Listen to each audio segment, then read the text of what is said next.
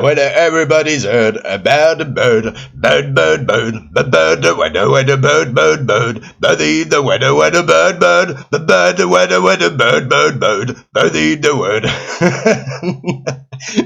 Salut les petits gnous, c'est Godoga. Ouais, je crois que je me suis un peu trompé dans les paroles, mais bon, c'est pas grave. J'adore l'odeur du phosphore blanc au petit déjeuner. Bon, on n'est plus au petit déjeuner, mais c'est pas grave. On va quand même parler de ça, parce que, hein, actualité, hein. Pas déconner. Alors, guerre en Ukraine, une pluie de feu s'abat sur l'usine Azovstal à Mariupol. Des images impressionnantes. La Russie a fait tomber une pluie de feu sur le site Azovstal à Mariupol dimanche. Dernière poche de résistance, une centaine de combattants se cachent toujours dans les méandres de tunnels datant de l'époque soviétique. Alors c'est donc publié le 16 avril, mai, qu'est-ce que je dis, 2022 à 10h30. Je suis un petit peu en retard, mais c'est pas grave. J'avais autre chose à foutre. Alors que les négociations semblent à l'arrêt total entre les soldats retranchés dans l'usine Azovstal et les troupes russes, le Kremlin a décidé de passer à la vitesse supérieure ce week-end. Les négociations avec la Russie concernant l'évacuation des soldats se trouvant encore dans l'usine métallurgique Azovstal à Mariupol sont très compliquées, avait annoncé vendredi la vice-première ministre ukrainienne Irina Vereshchuk, on va l'appeler Tchouk, ça sera plus simple, sans fournir plus de détails. Dimanche, c'est une véritable pluie de feu qui s'est abattue sur la dernière poche de résistance de la ville. Représailles russes après la victoire de l'Ukraine à l'Eurovision. Ouais, mon avis, ils en ont un peu rien à foutre. Ou attaque planifiée de longue date. À mon avis, ils avaient peut-être prévu ça un petit peu, hein, quand même. Enfin, ça semblerait logique. Les Russes ont fait tomber sur toute la zone de l'usine de métallurgie des munitions incendiaires de type 9M22S, voire des très controversées bombes au phosphore. C'est Alexander Khodakovsky. Alors Kodak, rien à voir avec les appareils photo, hein. Enfin, les pellicules plutôt. Un commandant séparatiste pro-russe qui a partagé sur son compte Telegram des images impressionnantes du bombardement. Si vous ne saviez pas ce que c'est et dans quel but, vous pourriez dire même que c'est beau. A-t-il ironisé, comme le rapportent nos confrères du Huffington Post. Si c'est rapporté par le Huffington Post, c'est que c'est bon. Alors, blabla, qu'est-ce que quoi? Oui, ça pourrait être du phosphore blanc dont l'usage relève du crime de guerre si ces dernières touchent des civils. Alors je crois qu'il y en a encore des civils dans le truc, donc effectivement ça peut être compliqué. Preuve d'utilisation possible de bombes au phosphore contre les blabla, tweeté hier, bidule, on s'en bat les couilles. On va regarder un petit peu comment c'est joli, parce que ça fait pan pan boum boum, hein, rigolo. La guerre, hein. Ouais, ça c'est pas du Call of Duty, hein, les enfants. Là pour le coup, y a vraiment de la viande volante. Il est un peu cramé là, je crois. À un moment, ça va un peu cramer, je crois. C'est vrai qu'on dirait du phosphore blanc. Hein. Ça y ressemble. Bon. C'est vrai que c'est joli, mais en fait c'est un feu d'artifice pour fêter la victoire de l'Ukraine à l'Eurovision. Bon. Ils font ce qu'ils peuvent avec ce qu'ils ont, hein, les Russes. Hein. Bon. Ouais, j'aime l'humour. Bon bah voilà, enfin bon, on va pas tous faire, hein, c'est bon, c'est assez long comme ça. Voilà, parce que ça c'est rigolo. Professiongendarme.com, un article du 3 avril 2022 dans la catégorie Actualité Tribune. Piégé des conseillers militaires américains et britanniques, plus des agents secrets français avec une Yahi d'Azov à Mariupol, maintenant piégés par les forces russes. À l'heure actuelle, ce qui reste du régiment Azov de l'armée ukrainienne, le véritable régiment nazi, est retranché dans la vaste zone industrielle d'Azovstal à Mariupol, blablabla.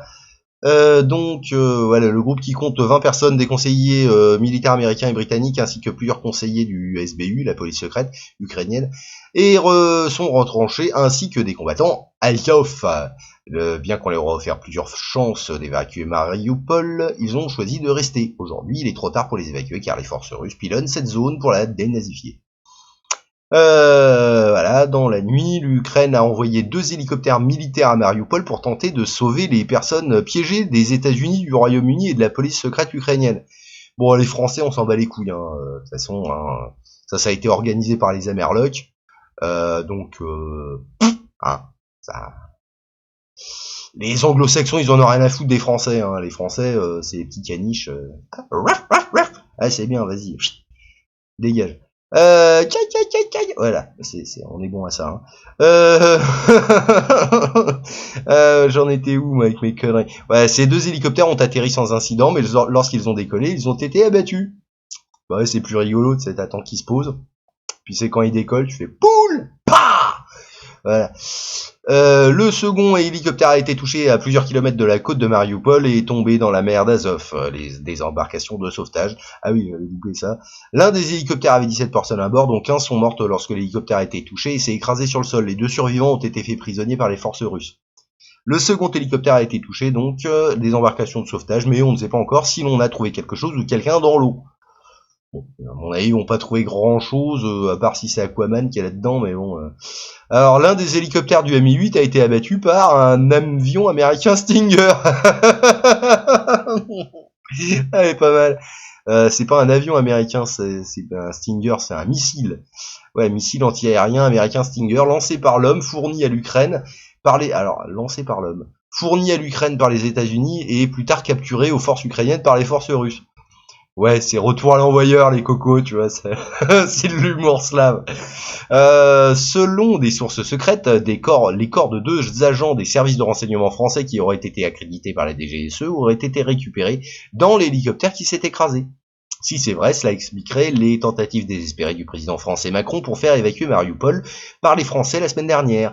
Les demandes de Macron à Poutine ont été rejetées. Si des agents de renseignement français ont été embarqués avec les troupes Azov-Naï, alors il s'agit d'un problème de relations publiques massif pour la France et pour l'OTAN.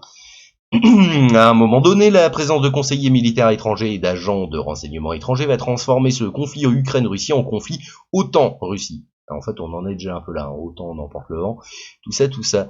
Une fois que ce seuil sera officiellement franchi, et c'est à la Russie de décider, la guerre sera à nos portes. Dans les villes, dans les campagnes.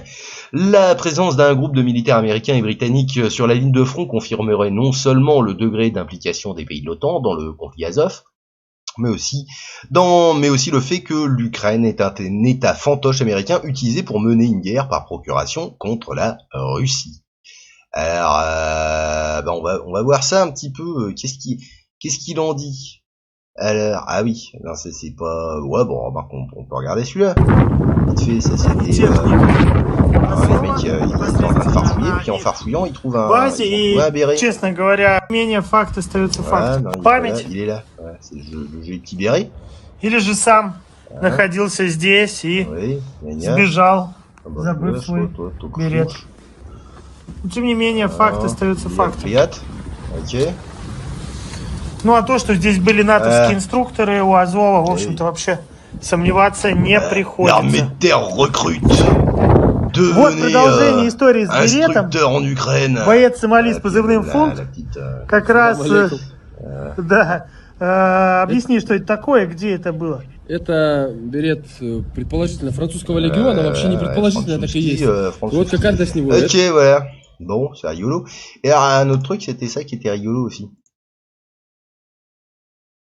Moi, je reviens je viens de passer 8 jours en Ukraine, là, et j'ai accompagné des volontaires français. Vous savez, il y a un certain nombre...